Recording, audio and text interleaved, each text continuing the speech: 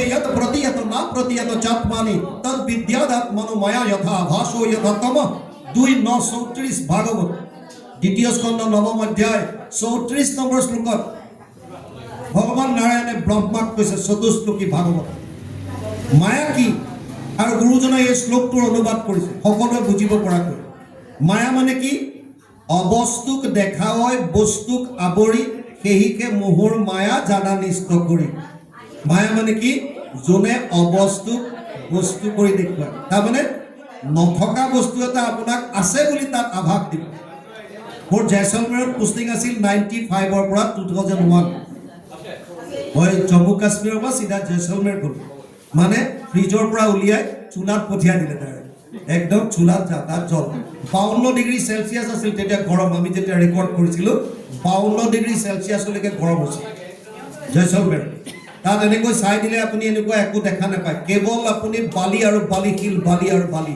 দূৰলৈকে কেৱল বালি আৰু বালি মৰুভূমি তাত ৰ'দত আপুনি যদি দূৰলৈ চাই দিয়ে এনেকুৱা লাগিব আপোনাৰ কিছু দূৰত যেন পানী আছে ৰদ পানীৰ আভাস দেখা পায় আপুনি যদি আগবাঢ়ি গৈ থাকে পানীখিনি পিছুৱাই গৈ থাকে মৰিচিকা একদম শুদ্ধ কথা কৈছে মৰিচিকা আপুনি পকা আলিত আলকতৰা দিয়া আলিত খুব ষ্ট্ৰেইট একদম চিধা আলি এটা প্ৰখৰ ৰ'দত যদি আপুনি চাই তাতো আপুনি এইটো পানীৰ আভাস পাব তাৰ মানে অবস্তুক বস্তু কৰি দেখুৱাইছে আচলতে তাত নাই কিন্তু থকাৰ নিচিনা আভাস এটা দেখুৱায় মায়া বস্তুটো তেনেকুৱা অবস্তুক দেখায় বস্তুক আৱৰি এইকে মোহৰ মায়া জানা নিষ্ঠ কৰি নাথাকিতো যেন দেখি চন্দ্ৰমা দুটয় আপুনি ফৰকাল ৰাতি যেতিয়া শৰৎকালত ওপৰত চন্দ্ৰমা ওলাব পুখুৰী এটাত যদি জল তেতিয়া পানী একদম ফটফটীয়া হৈ থাকে তাত প্ৰতিবিম্ব যেতিয়া চন্দ্ৰ পৰিব আপোনাৰ এনেকুৱা লাগিব চন্দ্ৰটো ইফালৰ পৰা ওলাইছে নেকি পুৰা ৰশ্মি তাৰ পৰা অহা নিচিনা লাগিব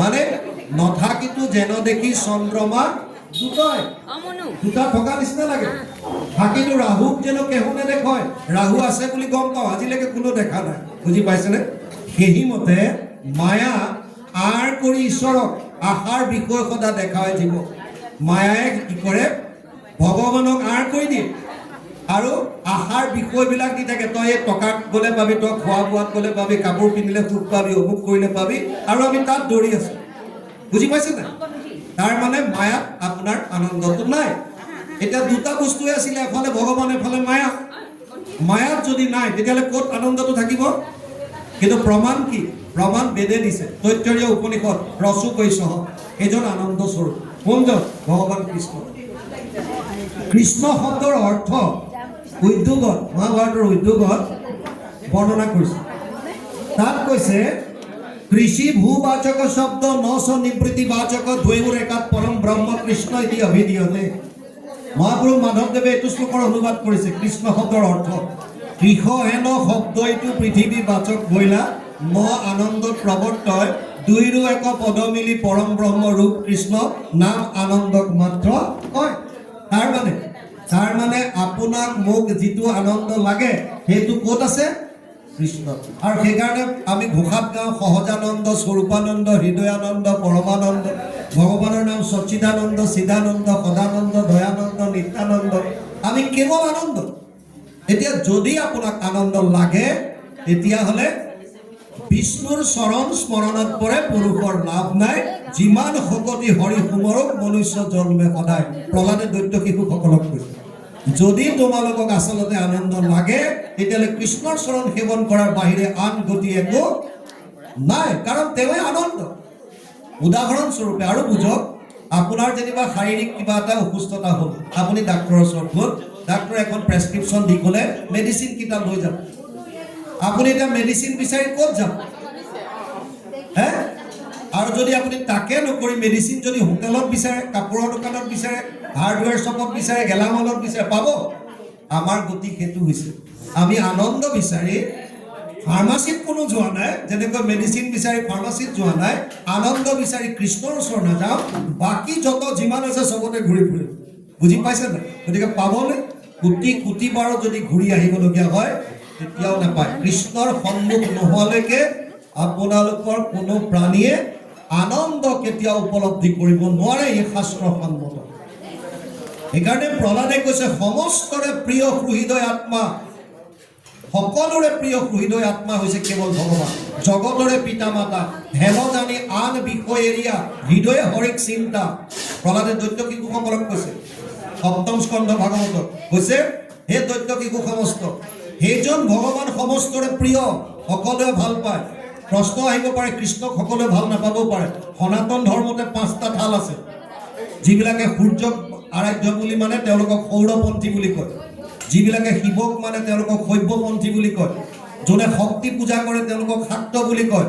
আপুনি যদি অকণমান ইফালে যায় মহাৰাষ্ট্ৰৰ ফালে, তেতিয়া তেওঁলোকে গণেশক আৰাধ্য বুলি মানে, তেওঁলোকক গাণপত্য বুলি কয়। যিবিলাকে বিষ্ণুক মানে তেওঁলোকক বৈষ্ণৱ কয়। বৈষ্ণৱৰো আকৌ বিভিন্ন ঠাল আছে। গতিকে এজন কৃষ্ণ সমস্তৰে প্ৰিয় কেনেকৈ হ'ব পাৰে? অসম্ভৱ। খ্ৰীষ্টিয়ানৰ কাৰণেতো কৃষ্ণ প্ৰিয় নহ'ব পাৰে, মুছলমানৰ কাৰণে কৃষ্ণ প্ৰিয় নহ'ব পাৰে, বেলেগ বেলেগ কাৰণে নহ'ব পাৰে। প্ৰহ্লাদে কৈছে সমস্তৰে প্ৰিয়। এতিয়া ভাগৱতে মিছা কথা নকয়। কিয় ক'লে? কাৰণ সমস্তৰে প্ৰিয় কোন? আনন্দ। আনন্দ মানে কি? কৃষ্ণ। কৃষ্ণ মানে আনন্দ, আনন্দ মানে কৃষ্ণ। গতিকে কৃষ্ণৰ ভকত ডাইৰেক্টলি নহ'লেও ইনডাইৰেক্টলি চব। বুজি পাইছেনে? সেইকাৰণে কৈছে সমস্তৰে প্ৰিয়। আপোনাক মোক চবকে আনন্দ লাগে। আপুনি ফাৰ্মাচীত মেডিচিন কিনিবলৈ যাওক নাযাওক বেলেগ কথা, কিন্তু মেডিচিন বিচাৰি আপুনি হাবা ধৰি ফুৰিছে, সেইটো সত্য। বুজি পাইছেনে? আপুনি কেতিয়াবা হোটেলত বিচাৰিছে, কেতিয়াবা কাপোৰৰ দোকানত, কেতিয়াবা গেলামালৰ শ্বপত, কেতিয়াবা মলত বিচাৰিছে, কিন্তু হয় শপত খাই থৈছে যে মই চবতে বিচাৰিম, কিন্তু মই ফাৰ্মাচীত নকৰোঁ। বুজি পাইছে? চবলৈকে যাওঁ, কিন্তু মই ফাৰ্মাচীত নকৰোঁ। বছ তেতিয়া আপুনি অহা যোৱা কৰি থাকক যিমান বাৰ মন। ফাৰ্মাচীত নোপোৱালৈকে মেডিচিন যেনেকৈ নেপায়, আনন্দ আপোনাক যদি লাগে কৃষ্ণৰ চৰণত আহিব লাগিব, তাৰ বাহিৰে গতি নাই। ইয়াত সেইকাৰণে কৈছে, পুত্ৰ পৰিবাৰ সকলে অসাৰ নাতেক তাতেক মায়া, ক্ষণেকে থাকিয়া ক্ষণেকে অন্তৰে সম্যক মেঘৰ ছায়া। অকণমান সময় মেঘ আহিল, একদম ৰ'দত অকণমান আহিছে, মনটো ভাল লাগি যায়, ইয়াত ঠাণ্ডা পৰিছে, আকৌ বাদল আঁতৰি গ'ল, শেষ আকৌ গৰম একে। বুজি পাইছেনে?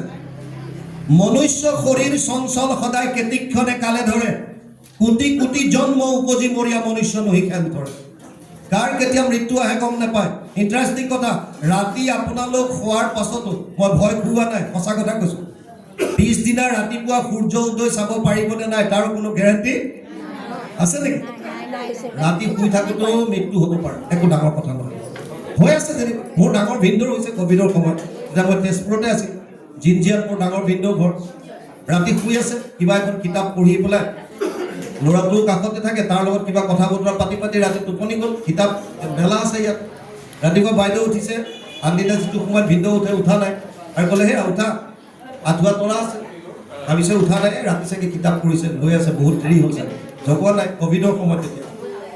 আৰু যেতিয়া সময় পাৰ হৈ গ'ল, তেতিয়া কৈছে কি হ'ল উঠা নাই। সৰুজনী জীয়েকো কৈছিল, যিয়ে জামুগুৰিলৈ বিয়া দিছে, তাইও কৈছে ভাগিনী, তাইও মাতিলে দেউতা উঠা উঠা, যেতিয়া উঠা নাই, তাৰপিছত আঁঠুৱা দাঙি চাইছে, হাত ভৰি টাইট হৈ গ'ল।